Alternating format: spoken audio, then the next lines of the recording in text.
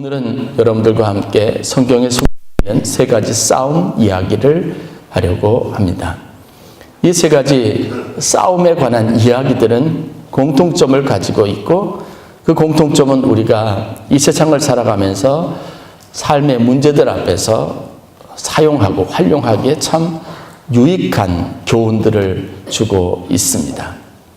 여러분들이 관심을 가지고 귀를 기울여서 영적인 은혜를 또 좋은 유익을 누리실 수 있기를 주의 이름으로 간절히 축원합니다.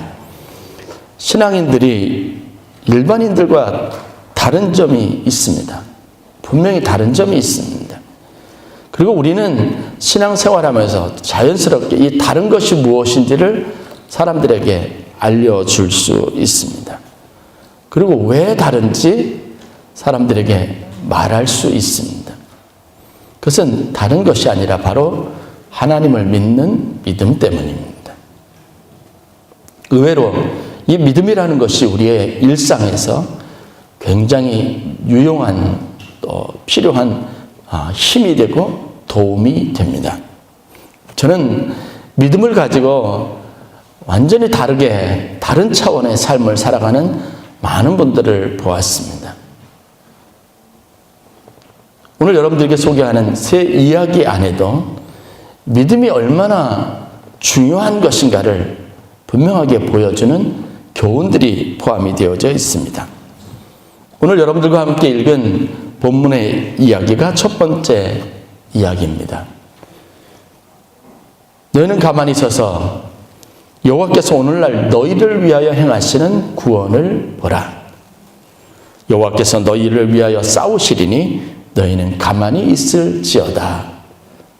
모세의 이야기입니다. 80세를 훌쩍 넘긴 노인이 굉장히 담대한 마음을 가지고 이렇게 사람들, 혼돈에 빠져 있는 사람들을 마음을 누그러뜨리고 있습니다. 죽을 것 같은 절망감에 사로잡혀 있는 수십만 명의 사람들의 마음을 평정심을 갖도록 했습니다. 모세 개인의 믿음이 이런 힘이 있습니다. 저는 제가 설교단에 서서 주일날이든 아니면 다른 많은 예배 시간에 말씀을 전할 때마다 이런 확신을 가지고 있습니다. 최소한 여러분들이 어떤 생각을 과거에 가졌던 새로운 가능성과 소망을 보게 될 것이라는 겁니다. 육체의 질병 때문에 몸이 아파서 고생하시는 분들, 여러분 걱정하지 마십시오. 하나님이 개입하시고 간섭하셔서 치료하여 주실 줄 믿습니다. 왜냐? 하나님은 하나님이시니까요. 육체를 만드신 분이시니까요. 설사 질병으로부터 우리가 노임을 받지 못하고 질병 때문에 우리가 치명적인 생에 어려움을 당한다 할지라도 걱정할 필요가 없습니다. 왜냐? 하나님은 하나님이시기 때문에 그렇습니다. 우리에게 육체의 때를 주셨을 뿐만 아니라 그 안에 생명, 생기를 주어 불어넣어 주시고 우리의 영혼을 하나님의 거룩한 보좌에서 받아주시고 담아주시고 그것에서 이 세상에서 누릴 수 없는, 육체의 때에 누릴 수 없는 기쁨을 누리게 해주시는 분이기 때문에 그렇습니다. 이것을 믿으시기를 바랍니다. 그렇다면 세상에 어떤 종류의 위협이 있더라도, 어려움이 있더라도 하나님을 믿는 믿음을 가지고 있으면 의외로 모든 상황들에 대한 쉬운 해답을 얻을 수 있습니다.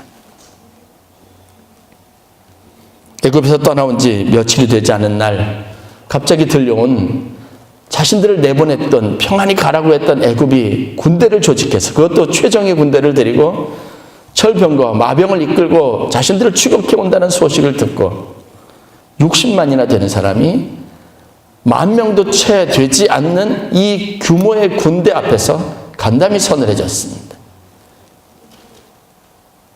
칼, 총, 활 붙잡을 필요도 없이 그냥 그 사람들 덤벼오면 인원수로 모여들어서 싸워도 이길 수 있는데 항상 그런 생각에까지 미치지 못하는 어리석음이 항상 인생의 두려움을 가져다 주는 겁니다. 모래홀과 같이 흩어진 백성들의 마음이 7,000대 60만 명 이런 상상력 기본적인 산수조차도 무력화하게 하는 거예요. 셈법조차도 하지 못하게 만들었습니다. 나도 죽고 저 사람도 죽고 힘없는 저 사람도 죽고 그 사람들에 비하면 별로 잘 무기가 들려져 있지 않는 저 군인도 죽을 것이다. 그러니 다 죽을 거라는 거예요. 아무 힘도 쓸 수 없다는 겁니다. 순식간에 밀려드는 죽음의 공포가 이 진 전체에 퍼졌습니다. 그리고 지도자들이 한 무리를 이루어서 모세를 찾아와서 멱살이라도 잡으려고 하는 기세를 가지고 반항하면서 이야기합니다.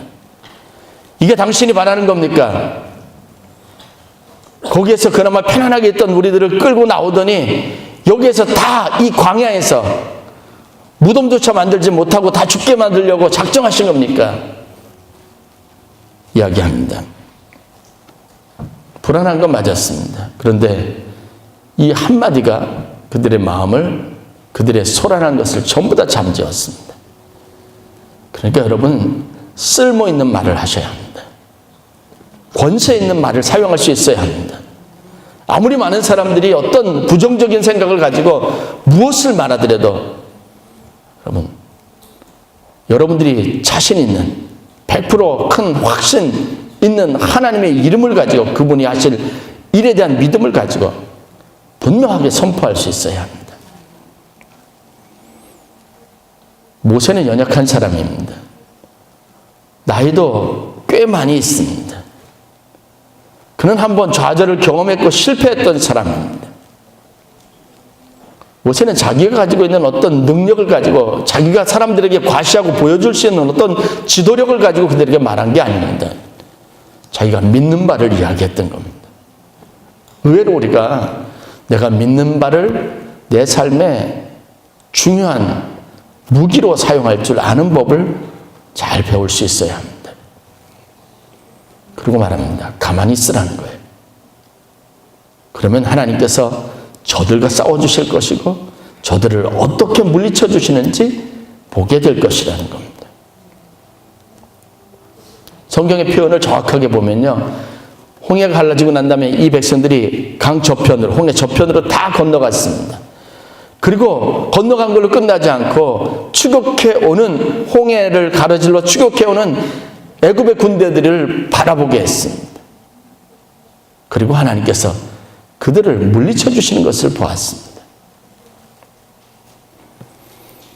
하나님의 인도하심과 보호하심이 성경에 그렇게 기록되어져 있다면, 그것이 우리가 배우고 알고 있는 사실이라면 여러분 그것은 믿음이 될 수 있습니다. 그런 믿음을 가지시길 주 이름으로 간절히 축원합니다. 일순간에 마음에 흔들리지 않을 수 있어야 합니다. 출애굽은 모세의 책임하에 있지 않고 하나님이 주도하신 거니까 그 사실을 믿는 믿음이 절대적으로 필요했던 겁니다. 모세는 이것을 이야기했죠. 자기가 가지고 있는 능력을 과시하지 않았습니다. 두 번째 이야기는 갈멜산에서 벌어진 싸움에 관련된 이야기입니다. 갈멜산에 많은 사람이 운집해 있었습니다. 수천에 이르는 숫자입니다. 그곳의 중심에 제단을 쌓고 종교의식을 행하고 있는 두 그룹의 사람들이 있었습니다. 하나는 엘리야였고 나머지 850명의 수에 바알신에 섬기는 선지자 450과 아세라신을 섬기는 선지자 400명입니다. 그런데 이 말도 안 되는 수적인 약세를 가졌던 이 싸움에서 승리한 사람은 엘리야입니다. 그래도 당당했습니다. 조금도 위축되지 않았습니다. 이유는 무엇이냐면 그가 하나님을 믿었기 때문입니다. 그냥 기적이라고 여기지 마시고 그가 가지고 있었던 믿음이 어떤 것을 가져왔는지를 봐야 합니다. 믿음을 가지고 있으면 여러분 두렵지 않습니다. 담대할 수 있습니다. 어떤 싸움에서도 어떤 조건 속에서도 담대할 수 있습니다. 엘리야는 여러분들이 아는 것처럼 소문을 듣고도 두려움 때문에 주랭랑을 쳐서 도망을 갈 정도입니다. 그리고 스스로 목숨을 끊고 자결하려고 할 만큼 약했던 사람입니다. 자기를 생각하고 자기가 가지고 있는 어떤 과시할 수 있는, 자기를 지킬 수 있는 어떤 수단, 자기에게는 힘을 의지하면 이럴 수밖에 없어요. 그러나 갈멜산에서 보는 엘리야는 자기의 능력이 아니라 하나님을 믿는 믿음으로 서 있었던 겁니다. 그것이 이런 차이를 만들어냈다는 거죠. 승리의 원동력은 역시 믿음이었습니다. 하나님을 믿는 믿음이었습니다. 마지막 세 번째 이야기는 다윗과 골리앗 이야기입니다. 너무 잘 아는 이야기니까요. 그런데 보십시오. 앳된 기가 가시지 않는 어린 소년입니다. 중무장하지도 않았습니다. 무기도 없습니다. 갑옷도 입지 않았습니다. 오히려 갑옷이 거추장스러워서 벗고 가야만 했습니다. 초라한 거죠. 몸도 체격도 크지 않다고 하는 걸 반증하는 거죠. 그 칼조차도 들 수 있는 힘이 없는 연약한 소년이었습니다. 그런데 3m가 넘는 거구에 중무장한 골리앗 장군을 이겼지 않습니까?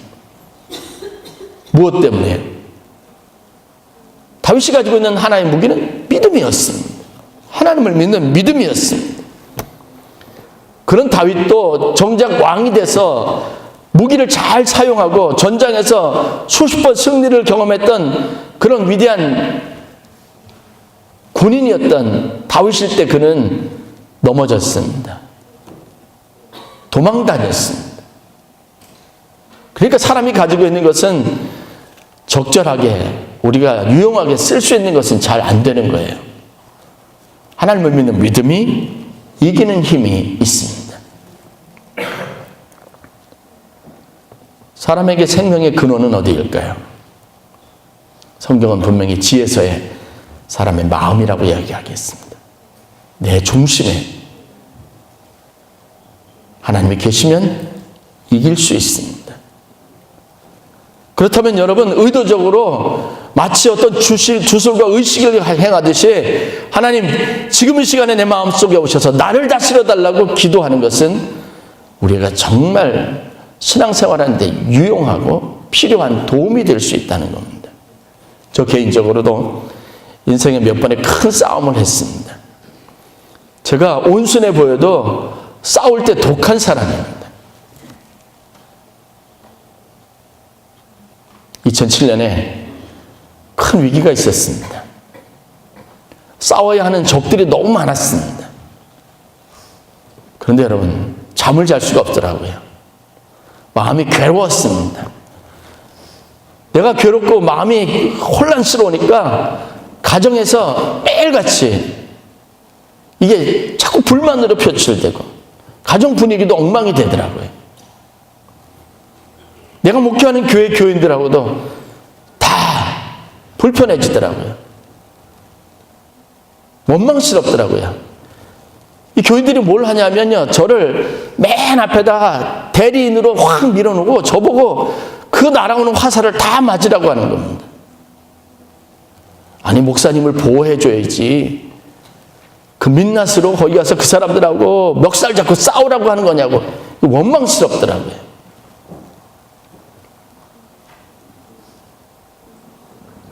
아무리 생각해도 목사의 체면 때문에 싸우지도 못하겠고, 내가 너무 고통스러워서 싸우지 못하겠고, 별로 싸워본 경험이 없어서 요령이 없어서 못 싸우겠고,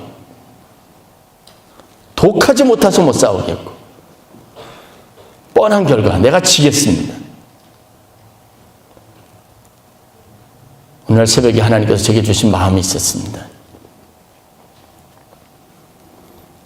내가 지금까지 하지 않았던 한 가지 노력이 있는데 그게 뭐냐면 나를 의지하지 않았다는 하나님의 음성이 있었습니다.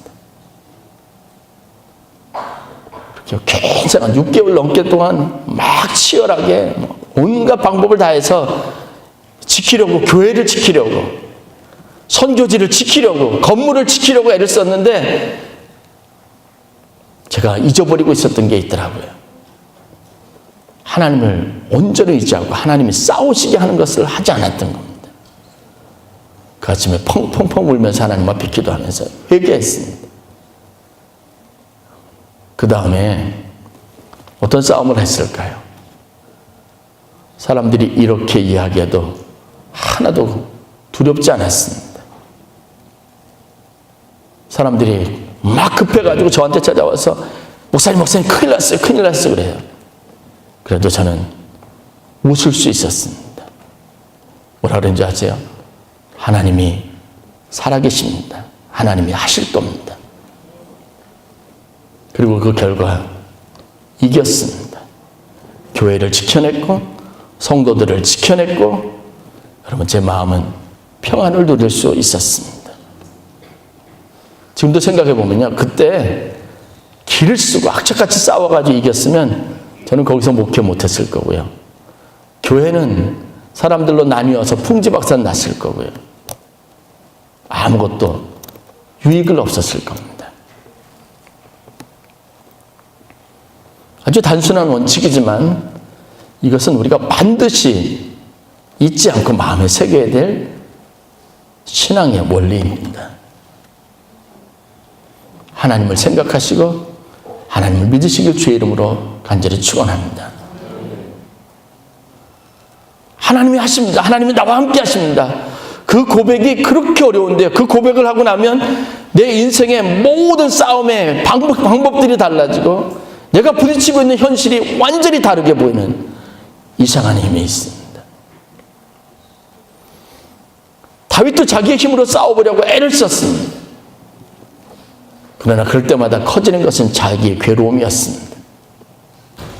남을 원망도 해보고 미워도 해봤습니다. 그럴 때 깨지는 것은 가정이었습니다. 자식들은 엉망이 되어버렸습니다. 그러나 그 하나님만을 의지했을 때 하나님 그에게 그가 가질 수 있는 모든 것을 다 가지도록 했고 그 안에 있는 공동체 모든 관계를 다 복되게 했다는 사실들을 우리가 알 수 있습니다. 믿음을 무기로 삼으시길 주의 이름으로 간절히 축원합니다. 믿는 자에게는 능치 못함이 없다고 했습니다. 이것은 어떤 한 사건에 국한되어 있는 교훈이 아니라 우리가 가질 수 있는 붙잡아야만 할 분명한 진리입니다. 정말로 믿는 자에게는 능치 못할 일이 없습니다. 우리 스스로 해결하라고 하면 늘 한계에 부딪힐 수밖에 없습니다. 그때마다 아는 게 뭔지 아세요? 내가 이거밖에 되지 않나. 자존감만 커지고요. 나한테 실망하는 일만 반복될 수밖에 없습니다. 나라는 존재를 깨달아 봐야 여러분들이 얻을 유익은 없습니다. 그러나 하나님을 여러분 배우시기를 바랍니다. 하나님을 경험하시기를 바랍니다. 그게 바로 모세와 엘리야 그리고 다윗의 싸움의 승리의 원동력입니다. 저는 언제든지 우리가 이 무기를 활용할 수 있기만 한다면 이길 수 있다고 믿습니다. 프랑스의 극작가인 빅토르 위고라고 하는 사람이 있습니다. 레미제라블. 우리 장발장이라고 알려져 있는 이 소설을 쓴 사람인데요. 빅토르 위고가요, 인생에 세 가지 싸움이 있다고 말합니다. 첫 번째 싸움은 자연과의 싸움이고요. 두 번째 싸움은 타인과의 싸움. 세 번째 싸움은 자신과의 싸움이에요. 그런데 이 세 가지 싸움 중에서 가장 힘든 싸움이 뭘까요? 자신과의 싸움입니다. 이 세 가지 싸움에서 이기면 자연과도 싸울 수 있고 타인과의 싸움에서도 항상 이길 수 있다고 하는 겁니다. 장발장이라고 하는 레미제라블이라고 하는 이 소설이 우리에게 주는 교훈이 뭘까요? 그 주인공인 장발장은요, 빵을 훔쳤다는 이유로 절도죄로 19년 동안 감옥에서 살았습니다. 억울한 마음을 가지고 있었던 그 장발장이 여러분 감옥에서 출소된 이후에 했던 일이 뭔지 아십니까? 진짜 절도죄를 저지른 겁니다. 사제 숙소에 자기를 따뜻하게 맞은 사제의 숙소에 들어가서 그가 뭘 했죠? 촛대를 훔쳐갖고 왔습니다.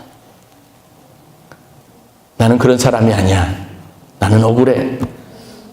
그래서 19년 동안 원망하면서 한을 품었던 그가 결국은 어떻게 됐어요? 감옥에서 나와서 남의 물건을 훔치는 죄인이 된 겁니다.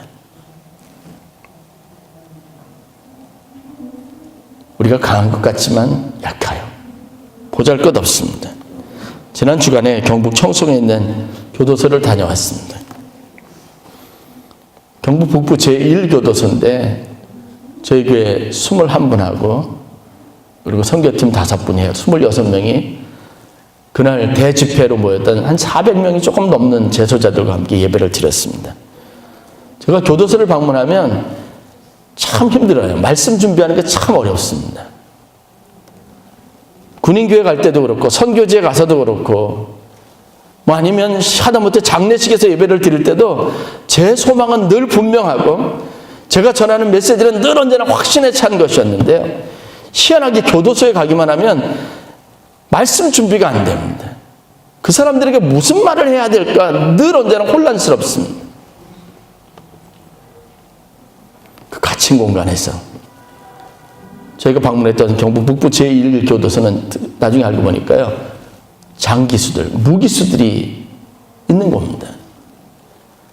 그 사람들 평생을 거기에서 어떻게 세상 말로 썩어야 될 사람들인데 그 사람들에게 무슨 희망을 줄 것이며 어떤 메시지를 줄 수 있겠어요?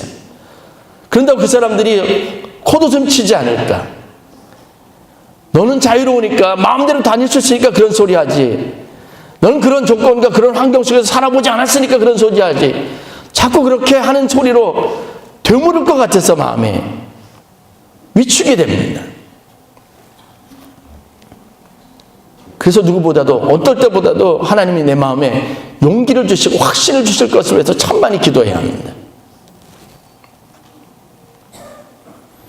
하나님께서 제 마음에 주신 생각들, 그곳에 있는 사람들이 생각할 수 있는 하나님의 축복이 무엇일까? 암만 생각해봐도 떠오르지 않아요. 근데 하나님께서 제게 주셨던 말씀이 있었습니다.